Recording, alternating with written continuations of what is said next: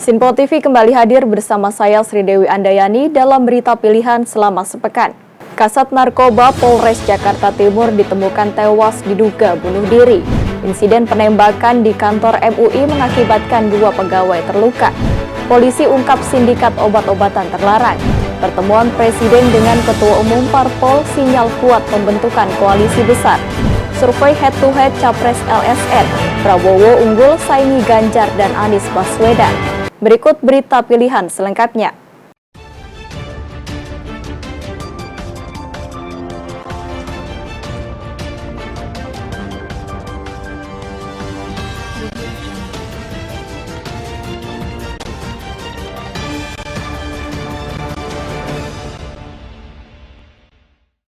Kasat Narkoba Polres Metro Jakarta Timur AKBP Budi Alfreds Towoliu ditemukan tewas di rel kereta api di kawasan Pulau Gadung, Jatinegara, Jakarta Timur. Kabid Humas Polda Metro Jaya Kombes Pol Truno Yudo menyampaikan AKBP Budi diduga bunuh diri. Kasat Narkoba Polres Metro Jakarta Timur yang ditemukan tewas di rel kereta api di kawasan Pulau Gadung, Jakarta Timur diduga bunuh diri. Dugaan tersebut disampaikan oleh Kabid Humas Polda Metro Jaya. Hasil penyelidikan sementara dan keterangan beberapa saksi, Kasat Narkoba Polres Metro Jakarta Timur yang ditemukan tewas di rel kereta api pada Sabtu siang diduga melakukan bunuh diri. Dugaan tersebut disampaikan oleh Kabid Humas Polda Metro Jaya Kombes Pol Truno Yudo saat meninjau lokasi kejadian. Kabid Humas mengatakan sebelumnya Kasat Narkoba mempunyai penyakit dan sudah beberapa kali melakukan pengobatan sebelum AKBP Budi Alfreds ditemukan tewas di rel kereta api. Bang, bisa dijelaskan Bang, ini ketabrak ada kecelakaan kereta nih, penyebabnya apa sih Bang? Kita masih mendalami di TKP. Ini ada korban yang saat ini kami sedang mendalami untuk kecelakaan laka dengan kereta. Secara ini kami akan evakuasi menuju ke rumah sakit. Bang, ini yang tertabrak kereta ini sebagai apa sih Bang? Ya. Almarhum atau korban adalah Kapolres Narkoba Polres Metro Jakarta. Umurnya berapa Bang? Ya? 56. Murni ketabrak kereta ya Bang? Terima kasih Bang. Jenazah saat ini berada di Rumah Sakit Polri Kramat Jati, Jakarta Timur. Dari Jakarta, tim liputan melaporkan untuk Sinpo TV. Petugas kepolisian Polres Metro Jakarta Timur masih mendalami kasus tewasnya Kasat Narkoba Polres Metro Jakarta Timur akibat tertabrak kereta di Jatinegara, Jakarta Timur. Sementara itu, aktivitas korban mulai dari tiba di Mapolres hingga detik-detik berjalan kaki menuju rel kereta terekam kamera CCTV. Inilah rekaman kamera CCTV yang memperlihatkan Kasatres Narkoba Polresto Jakarta Timur tiba di Mapolresto Jakarta Timur beserta sepupunya pada Sabtu pagi lalu. Dirinya datang dan menaiki lift ke ruangan kerja. Di dalam ruangan kerjanya, Kasat Narkoba AKBP Budi Alfreds Towoliu berganti pakaian dan sempat meminum obat dokter lantaran dirinya baru selesai menjalani operasi batu empedu. Pada pukul 9:12 Sabtu pagi, korban keluar dari Mapolres dengan mengenakan jaket hitam dan menyeberang dengan berjalan kaki seorang diri menuju rel kereta.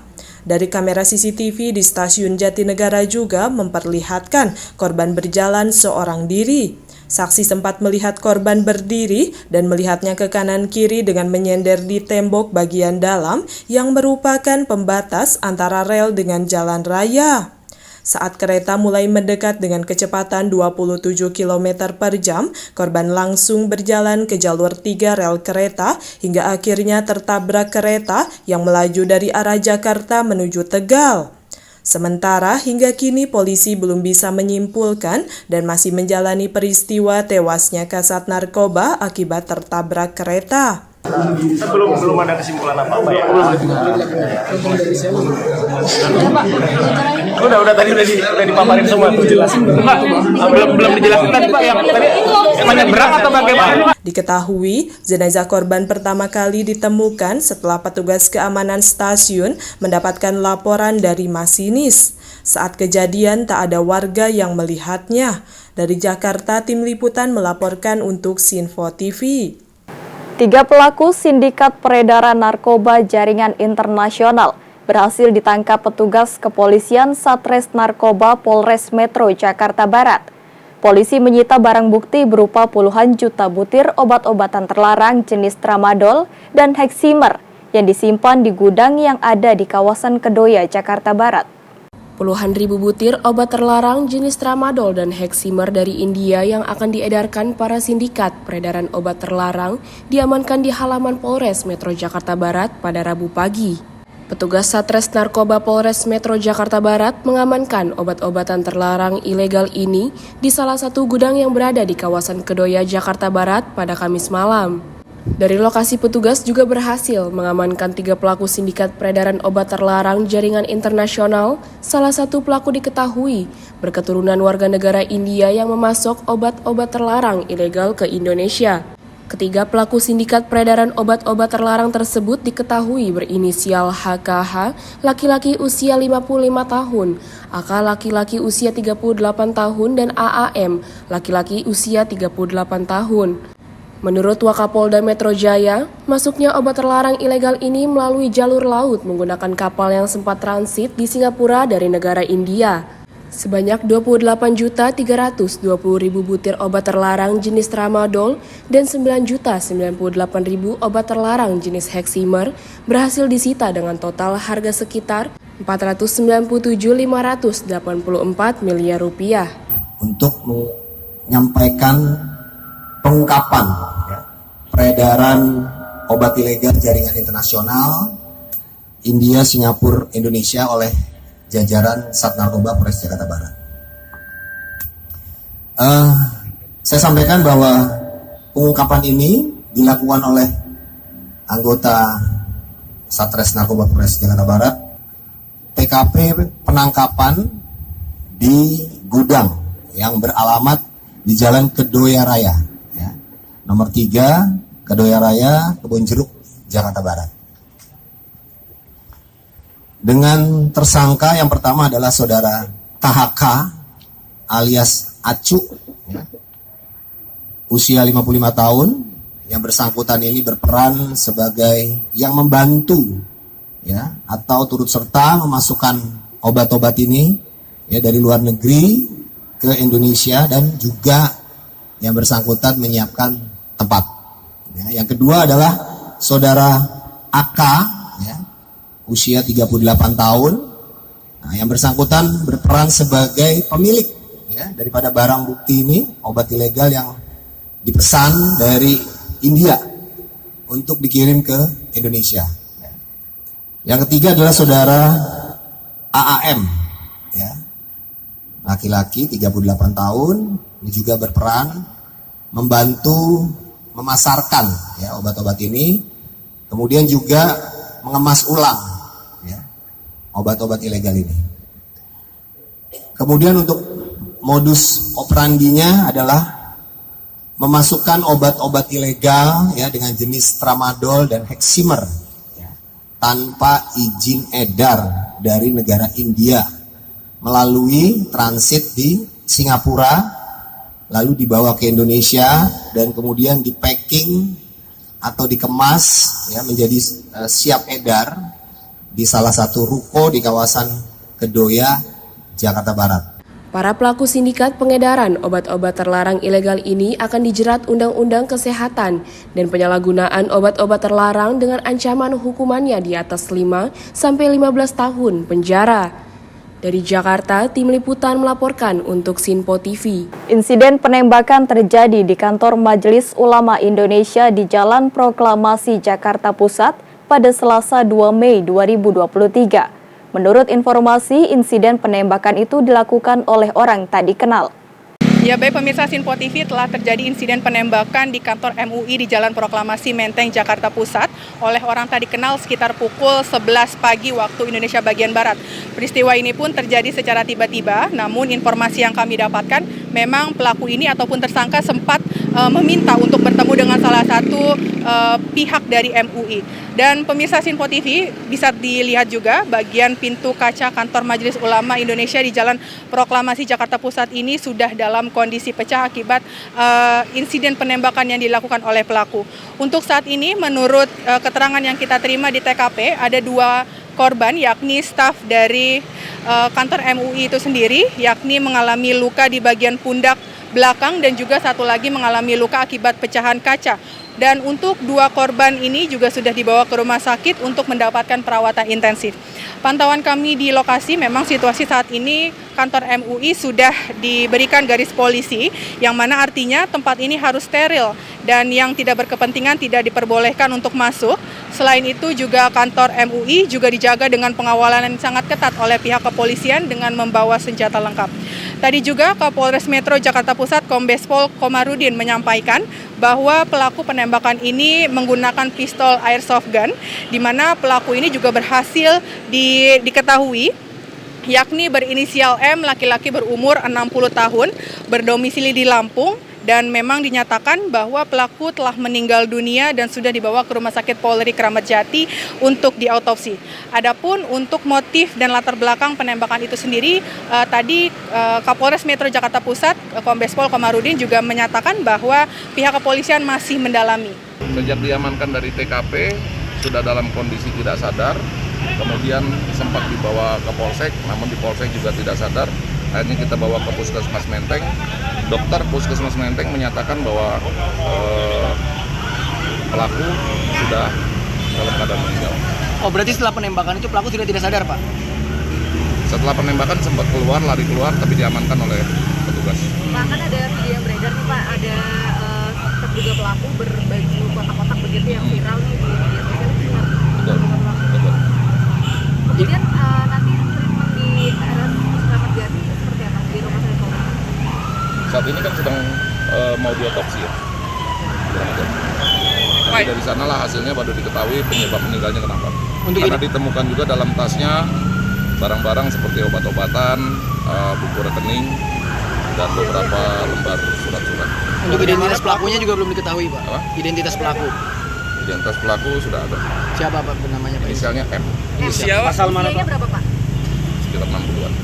Orang mana, Pak? DKI, Jakarta atau? KTP-nya KTP Lampung. Motif sudah diketahui, Pak, motif penembakan? Masih di dalam juga. Senjata pelaku, Pak? Senjata model apa, Pak? Terindikasi shotgun ya, karena ada ditemukan 2 tabung gas kecil di dalam tasnya, termasuk satu kaleng kecil, 1 tabung peluru gotri. Demikian informasi yang dapat kami sampaikan dari Jakarta. Jihan Nabila, Galuh Anggara melaporkan untuk Sinpo TV. Pelaku penembakan di kantor MUI Pusat tewas setelah dibawa ke Puskesmas Menteng, Jakarta Pusat. Jenazah pelaku pun langsung dibawa ke Rumah Sakit Polri Kramat Jati. Sementara itu Kapolda Metro Jaya akan terus melakukan penyelidikan terkait kasus ini untuk mengetahui apakah pelaku terlibat jaringan kelompok teroris atau tidak. Berikut laporan reporter Sinpo TV Jihan Nabila.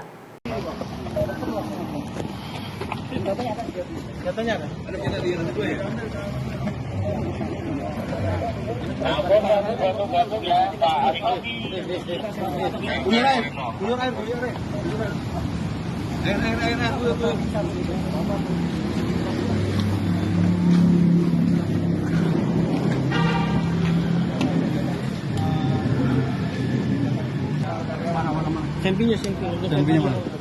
Sudah diambil tadi?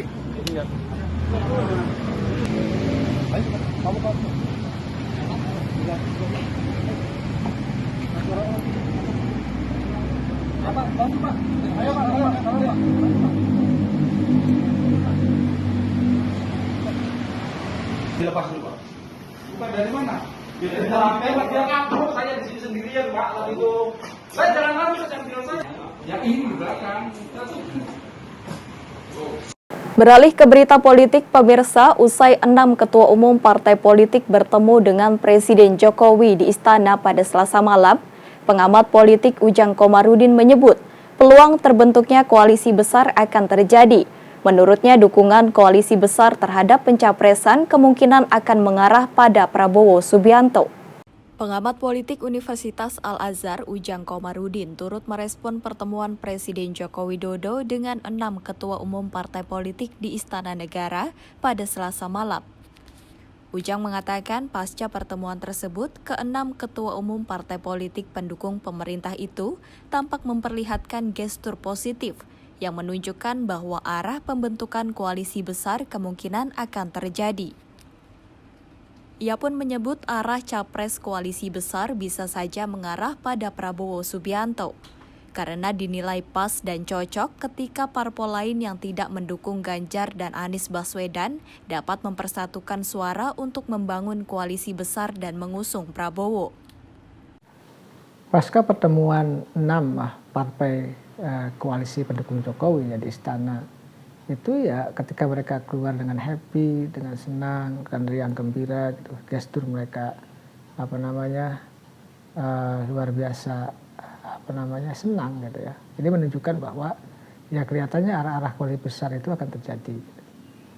Ya kita lihat saja dinamikanya ke depan, dan arah pada koalisi besar itu bisa saja mengarah pada capresnya Pak Prabowo, dan itu memungkinkan karena kita tahu bahwa PDIP sudah mengusung Ganjar, lalu Nasdem sudah katakanlah tidak dianggap koalisi Jokowi sudah mengusung Anies Baswedan.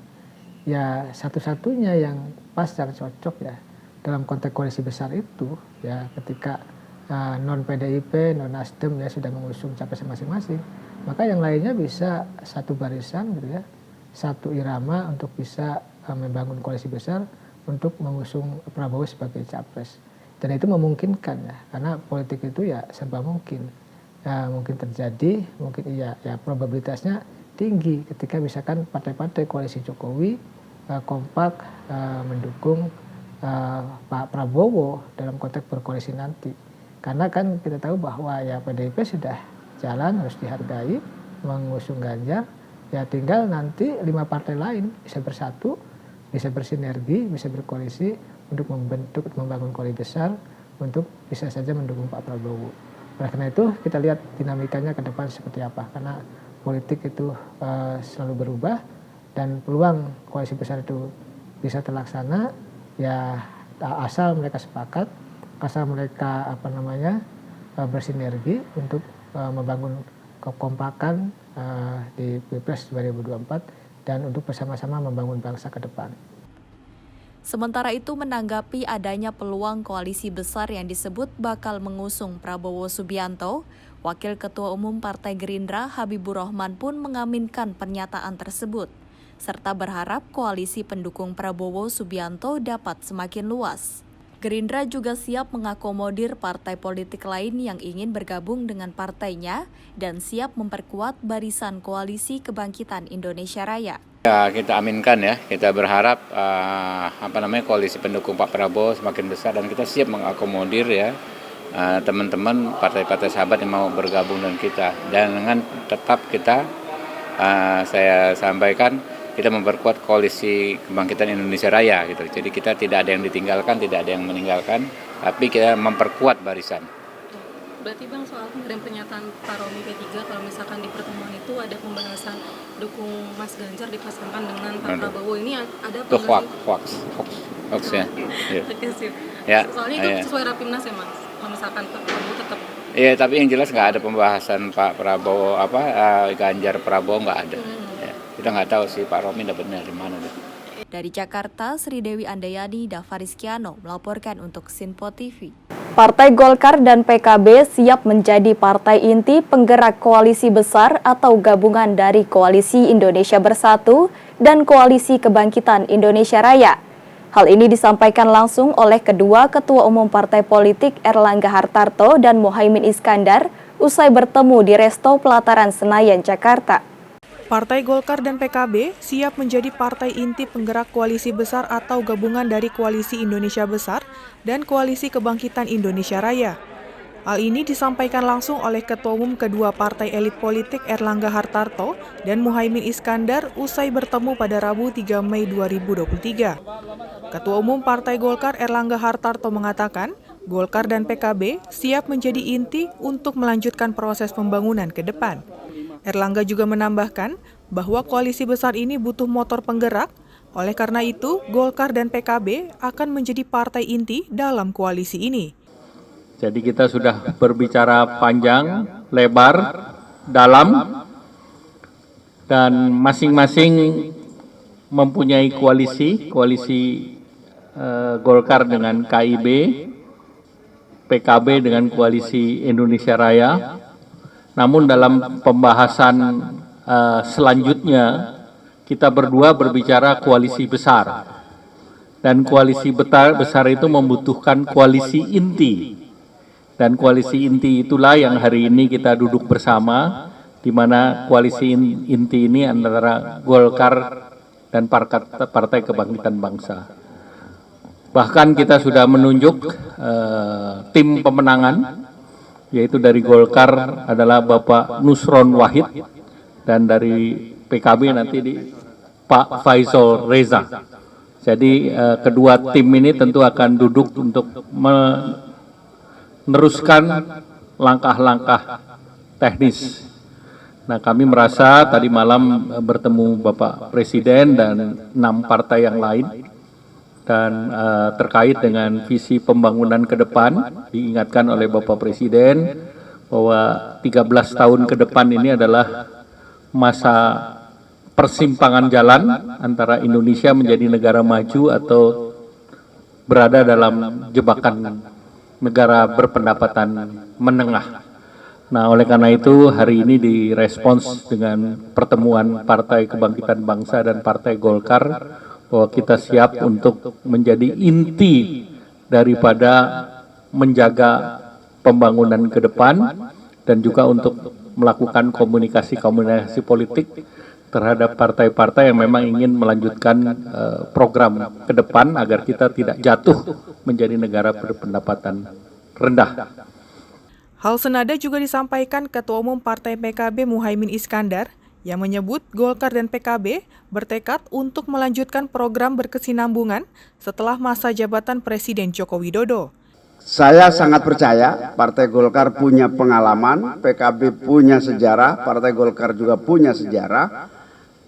Kebersamaan yang diawali oleh KIB maupun KKIR ini menjadi sangat strategis posisi PKB dan Golkar sebagai inti koalisi. Karena kedua partai ini sejarahnya panjang, pengalamannya sangat banyak di dalam proses berbangsa dan bernegara. Kami bersepakat untuk terus saling bersinergi. Pemenangan, kerjasama, penguatan, saling membantu mensukseskan proses keberhasilan pemilu tahun 2024. Dari Jakarta, Jihan Nabila, Galuh Anggara melaporkan untuk Sinpo TV. Ketua Dewan Pertimbangan Presiden Jenderal Purnawirawan Wiranto yang juga merupakan mantan Ketua Umum Partai Hanura mengungkapkan ketertarikannya kepada Partai Gerindra. Hal tersebut disampaikan Wiranto saat menyambangi kediaman Prabowo di Hambalang, Bogor, Jawa Barat. Ketua Dewan Pertimbangan Presiden Jenderal Purnawirawan Wiranto yang juga merupakan mantan Ketua Umum Partai Hanura mengungkapkan ketertarikannya kepada Partai Gerindra.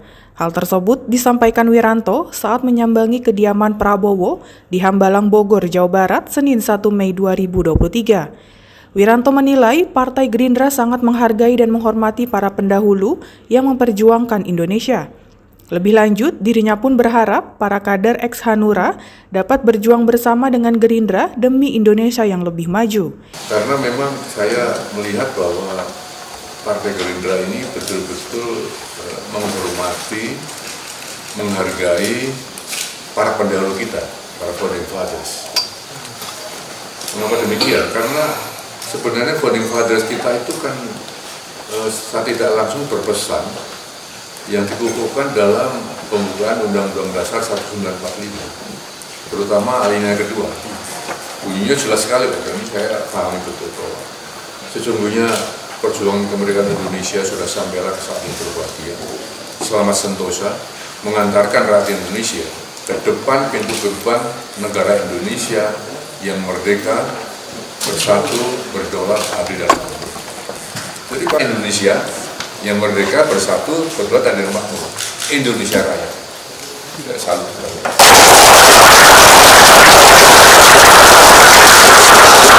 Tidak ragu-ragu untuk kemudian meminta teman-teman saya tidak hanya di Jakarta, di seluruh Indonesia untuk silakan bergabung dengan satu partai yang betul-betul menghargai, menghormati dan melanjutkan keinginan penduduk kita. Dari Bogor, Jawa Barat, Jihan Nabila, Galuh Anggara melaporkan untuk Sinpo TV. Lembaga Survei Nasional merilis temuan survei elektabilitas Capres jelang pemilu 2024 pada Kamis 4 April 2023. Hasil survei tersebut menunjukkan nama Menteri Pertahanan Prabowo Subianto berada di puncak klasmen, mengungguli Ganjar Pranowo dan Anies Baswedan. Berdasarkan hasil survei elektabilitas calon presiden yang diterbitkan oleh Lembaga Survei Nasional, nama Menteri Pertahanan Prabowo Subianto berada unggul di atas dua nama capres lainnya, yakni Ganjar Pranowo dan Anies Baswedan. Direktur Eksekutif LSN Gema Nusantara Bakri menjelaskan, sosok Prabowo dipersepsikan publik sebagai negarawan yang paling layak menggantikan Presiden Jokowi. Dirinya juga meyakini bahwa Jokowi akan menjatuhkan dukungan atau endorsement kepada Prabowo untuk menjadi presiden tahun 2024-2029. Kemudian dalam simulasi head-to-head juga menunjukkan Prabowo menang cukup jauh dengan perolehan suara 51,6% atas Ganjar yang hanya meraih 38,5% suara. Begitupun jika melawan Anies, Prabowo akan tetap unggul dengan elektabilitas 56,4% yang mana perbedaan tersebut sangat signifikan dari 37,2% suara responden yang memilih Anies Baswedan.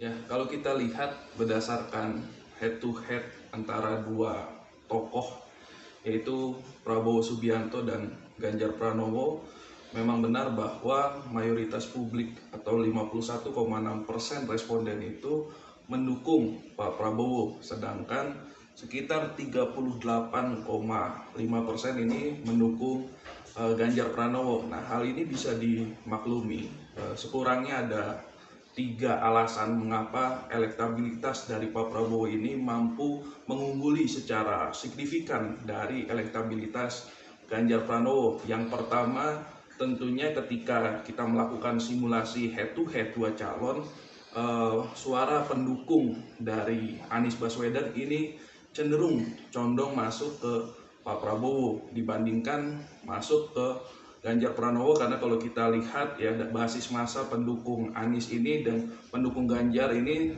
cenderung bertolak belakang. Kemudian alasan yang kedua, Pak Prabowo dipersepsikan oleh publik memiliki kualifikasi untuk menjadi seorang presiden menggantikan Pak Jokowi. Nah, kemudian kalau kita lihat dari alasan ketiga, ini juga berdasarkan hasil temuan kami bahwa mayoritas publik berpendapat bahwa Pak Prabowo Subianto ini dirasa mampu melanjutkan atau meneruskan program-program dari Pak Jokowi yang saat ini masih berlanjut atau belum selesai. Nah, menurut saya kurang lebih itu alasan mengapa elektabilitas dari Pak Prabowo bisa unggul jauh atau unggul signifikan dari Pak Ganjar Pranowo. Sebelumnya, Lembaga Survei Nasional telah melaksanakan survei sepanjang 25 April hingga 2 Mei 2023 dengan mengumpulkan data melalui teknik wawancara telepon terhadap responden yang dipandu dengan kuesioner. Populasi survei ini merupakan seluruh WNI yang memiliki hak pilih dengan sistematik random sampling sebanyak 1.230 responden di 34 provinsi. Tim Liputan melaporkan untuk Sinpo TV. Demikian berita pilihan selama sepekan kali ini. Tetap saksikan berita terkini di Sinpo TV, Sinpo ID dan media sosial Sinpo lainnya. Saya Sri Dewi Andayani dan kru yang bertugas pamit undur diri. Selamat berakhir pekan dan sampai jumpa.